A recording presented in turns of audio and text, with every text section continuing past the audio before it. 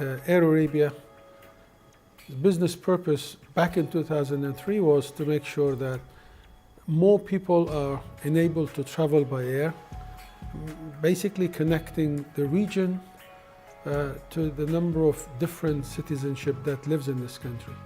And I'm pleased that what we saw in the last 10 years that we managed to achieve that goal successfully. Not only that Air Arabia carried more people and connected people, but also I think the whole industry has grown within the United Arab Emirates and within the region, where more airlines have come up, number of low-cost airlines have started, and we all seem to be doing well in the industry. But more importantly, many more hundreds of thousands of people have traveled. That was for us as a success. But what we were able to do in the last 10 years, we influenced all the airlines in the region and all the people that what matters is how much you pay to travel. So we created, you pay a philosophy of fly more and pay less, and that has worked. Today we're finding a change again. We're finding that the younger generation that's coming, they want to travel, they don't want to save money. They want always to be seeing different places and traveling to many more exotic places. That actually driven them to choose much more low-cost airlines, because low-cost offers you what you want, a price for the seat, and you don't want everything else that goes with it, because in today's technology and the airport facilities offers you everything else. What has that made is forced, the market has forced the airlines to change their business model altogether. We now see many more conventional airlines introducing low-cost business model.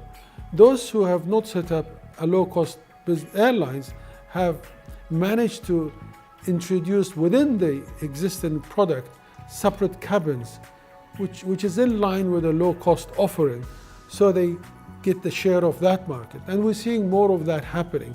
It is something that we shared with the public almost 10 years back, that we said that low-cost airlines will continue to grow in the Middle East, and we're seeing that. I believe that as the time moves on, airlines probably will have a premium cabin and then a low-cost business model at the back of the aircraft for people, just no different than the train service or a bus service, but in the air. And we're seeing that is happening.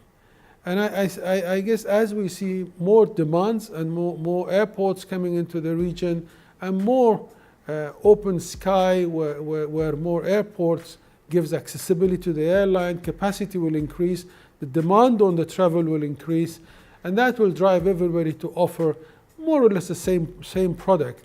And the number of people who will travel will continue to grow, but the pressure will always going to be on how much airlines will charge for people to fly.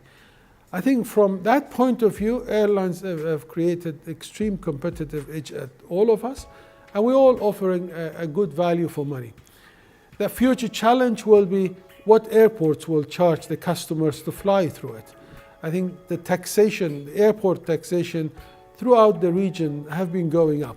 That's something that probably, if it continues to grow, some market will lose out. So our advice to all the airports in the region to relook at the different charges that they apply on customers to fly.